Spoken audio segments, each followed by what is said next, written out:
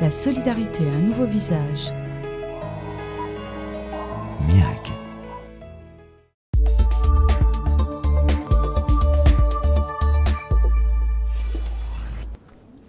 Bonjour à tous et bienvenue dans ce nouveau numéro de Solidarité Santé le MAG.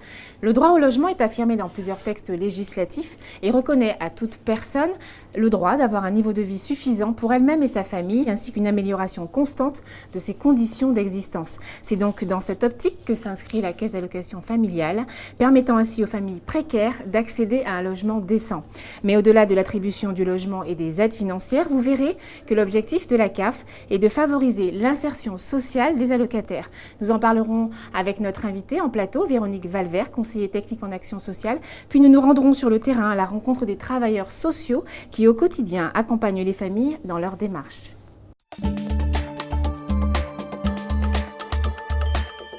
Nicolas Vespus, bonjour. Bonjour. Alors il existe plusieurs aides au logement, quelles sont principalement celles destinées aux familles? Alors, en ce qui concerne les familles, la Caisse d'allocation familiale, c'est l'aide au logement à caractère dite familial.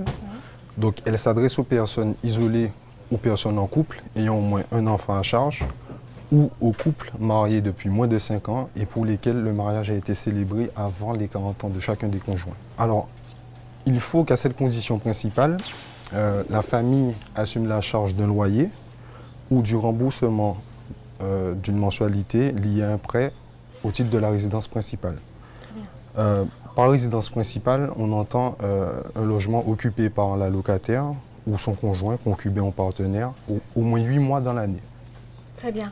Il y a également une prime de déménagement. Quelles sont les familles qui peuvent avoir droit à cette prime de déménagement? Voilà. Alors, il arrive que les familles soient obligées de faire face à un déménagement pour la venue ou la présence d'un enfant supplémentaire au foyer.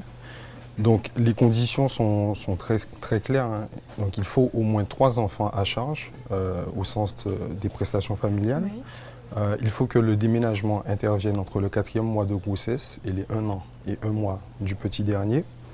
Que la locataire ouvre droit à une aide au logement à caractère familial au titre du nouveau logement qu'il intègre et que la demande de prime de déménagement soit effectuée dans les 6 mois suivant la date de déménagement. Merci Nicolas Vespus. Merci à vous. Alors l'offre de logement est plus importante que la demande, il faut donc encourager la construction de nouveaux logements. C'est donc le sujet que nous allons aborder avec notre deuxième invitée, Véronique Valvert, conseiller technique en action sociale.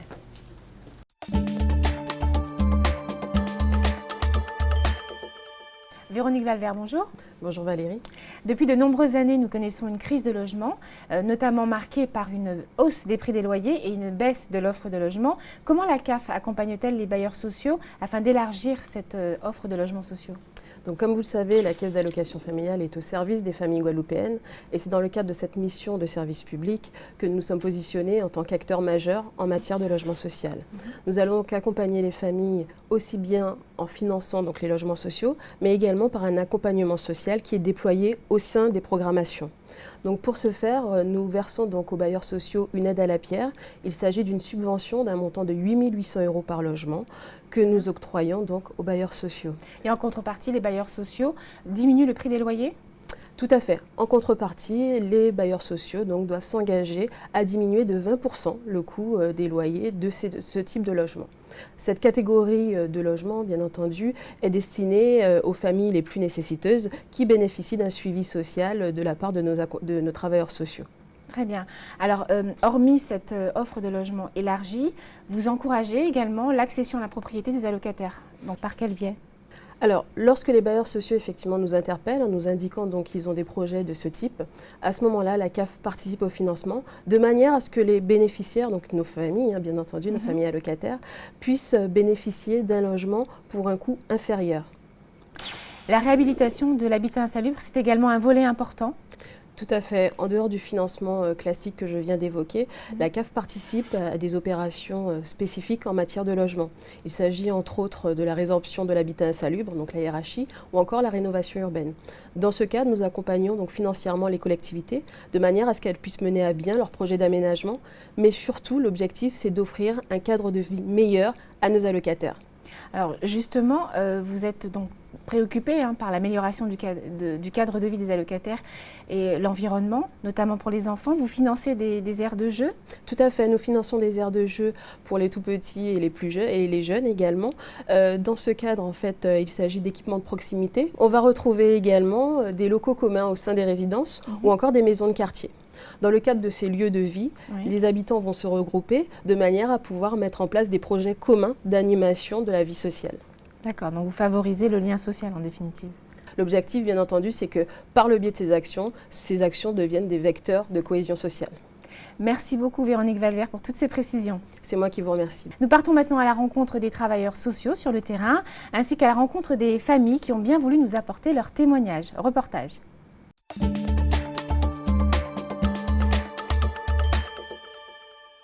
Caroline est une jeune mère de 3 enfants. Sans emploi depuis quelque temps, elle connaît une situation sociale difficile.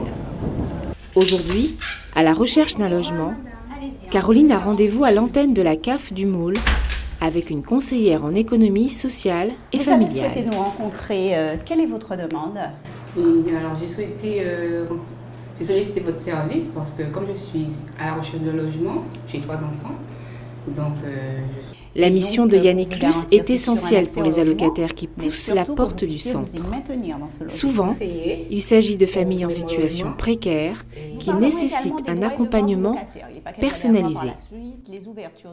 Alors, les familles que nous avons suivies sont des familles ayant des enfants à charge pour lesquelles elles perçoivent des prestations familiales, des familles bénéficiaires de minima sociaux.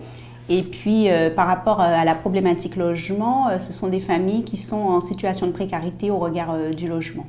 Voilà, nous avons d'autres situations de précarité notamment, et puis des familles qui souhaitent être accompagnées dans le cadre du soutien à la scolarité, dans le cadre de la parentalité, de l'éducation de leurs enfants, d'autres problématiques relevant du social. Très bien. Alors, en quoi consiste votre accompagnement, l'accompagnement administratif ? Alors, l'accompagnement administratif pour les familles, c'est surtout informer, orienter, aiguiller pour certaines qui ne connaissent pas les administrations vers lesquelles déposer leurs demandes, la constitution des dossiers, etc. Par exemple, pour une demande de logement, certaines ne savent pas qu'il faut se tourner vers le centre communal d'action sociale ou vers les bailleurs, tout simplement, pour déposer leur demande de logement. Et donc, nous aidons dans cette phase-là. Nous aidons également ensuite pour les dossiers d'allocation logement, enfin tous les dossiers qui relèvent de l'institution caisse d'allocation familiale. Agir immédiatement, c'est vrai que c'est un service social spécialisé, donc nous ne gérons pas l'urgence sociale proprement dite, mais les situations qui nécessitent quand même notre intervention, les plus courantes sont les familles qui nous sollicitent pour leurs enfants, c'est-à-dire pour les situations d'enfants en danger. Nous orientons vers d'autres collègues pour des situations de logement, de nourriture tout simplement. Je n'ai pas de quoi donner à manger à mes enfants demain. Donc nous travaillons avec des épiceries sociales, nous cherchons toujours une orientation de façon à répondre à la demande de la famille et au moins à lui proposer un partenaire qui puisse la soutenir quand nous ne pouvons pas intervenir directement. Alors l'accompagnement peut être individuel, il peut être collectif, mais il est vraiment adapté à chaque situation en fonction du projet de chacun. Il faut savoir que les familles doivent s'impliquer. Elles sont demandeuses, certes, mais sans adhésion, sans coopération, implication à chaque étape du suivi de l'accompagnement, nous ne pouvons pas faire à la place de la famille. Il faut que ce soit avec elles et d'ailleurs, ça garantit un meilleur résultat pour la suite. Mais il ne s'agit pas uniquement d'un accompagnement administratif. Dans le cas de Caroline, Yannick Luce l'a également accompagnée dans cette nouvelle vie en étant de bons conseils. La relation avec Mme Luce, ça me rapporte beaucoup de choses parce qu'elle me conseille, et notamment au niveau du budget, parce qu'il faut savoir qu'il faut gérer le quotidien et il faut aussi faire en sorte de ne pas aller dans les excès, de rester au minimum. Donc ne pas se trouver dans des situations d'endettement ni de surendettement, de surtout aussi s'organiser pour payer son loyer tous les mois. Donc ce sont des conseils qu'elle prodigue et puis aussi le savoir-être, savoir se respecter le voisin, ne pas nuire, faire du bruit, faire en sorte que les enfants respectent aussi la propreté du logement, des abords. Donc elle donne pas mal de bons conseils. Donc l'acheminement, ça a été un très bon acheminement, elle m'a été de très bons conseils. Aujourd'hui, la situation de Caroline s'est débloquée grâce à l'aide des travailleurs sociaux de la CAF. Au-delà de l'attribution de logements, l'un des objectifs de la Caisse d'allocation familiale est d'offrir aux familles un suivi psychologique pour les préparer ainsi au changement de vie. C'est là l'une des missions de Marie-Claire Petitphard, assistante sociale. Ce jour-là, elle rend visite à Madame Rapsod. Merci. Il est vrai que le logement est un outil d'insertion très important pour nos familles, d'où l'enjeu de la préparation. Et c'est vrai que la préparation psychologique est un élément très important pour nos familles. Souvent, nous avons des familles qui vivent dans des logements insalubres, vétustes, indignes, à la campagne. Donc, il y a un mode d'habiter qui vivent pratiquement à l'extérieur, qui ont des habitudes de vie qui sont liées à ce mode de vie. Et c'est vrai que nous leur proposons ce relogement pour aider la famille à améliorer ses conditions de vie, c'est vrai. Mais il est clair que quelque part, elle s'interroge. Ce mode d'habiter en logement collectif, très souvent, je reprends les propos de nos familles, hein, oh là là, la vie en cité, qu'est-ce que ça génère? Est-ce que je serai bien? Est-ce que, vivre avec les autres, est-ce que ça ne va pas me poser un problème? Donc, en fait, nous connaissons nos familles. Nous sommes dans une relation de proximité très forte avec les familles. Nous connaissons leur histoire, leurs problèmes, leurs attentes et surtout leur degré d'autonomie. Et ce sont ces paramètres-là qui nous permettent de mettre en place un accompagnement social adapté qui instaure une relation de confiance, une relation de proximité. Et c'est cela qui nous permet de la rassurer. C'est ça qui nous permet de traiter cette angoisse qui est tout à fait légitime. Hein, et grâce à cette relation de proximité, grâce à cette relation de confiance, à ce moment-là, elle est prête. Et en plus de cet élément, pour pouvoir lui dire qu'il faut répondre aussi à un certain nombre de critères, nous l'invitons à aller voir son nouveau quartier, visualiser le cadre de vie, voir s'il y a des équipements de proximité, voir s'il y a des services publics. Et là, quelque part, la famille, elle s'interroge. Nouvelle adresse, ça peut induire nouveau établissement scolaire. Donc, quelque part, son questionnement lui permet déjà de préparer son organisation future. Donc, quelque part, elle s'approprie déjà son nouveau logement. Aujourd'hui, le simple accompagnement social est remplacé par une relation de confiance réciproque entre les deux femmes. Oui, depuis que c'est le relogement, ma vie a vraiment changé, surtout en temps de vivre en lien d'amitié et en citoyenneté avec d'autres familles. Et là, ma vie a vraiment changé. Et je remercie surtout la CAF, l'ADI et la mairie. Elle nous a aidés beaucoup. Je tiens à la remercier énormément. Elle tient surtout à moi. Elle vient me voir souvent, là. Je suis fière d'elle. Accompagner psychologiquement les familles, les encadrer dans leur changement de vie, leur permettre de s'approprier leur quartier en étant acteurs de leur projet de vie, tout ceci favorise le lien social. C'est pourquoi la Caisse d'allocation familiale a fait de l'accès au logement un véritable outil d'insertion.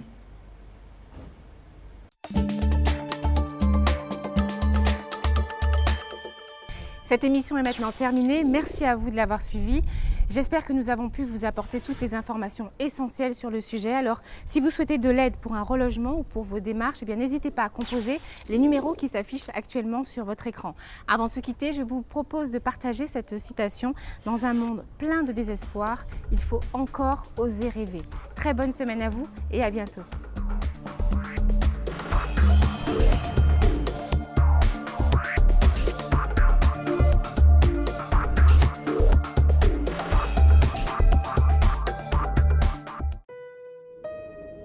La solidarité a un nouveau visage.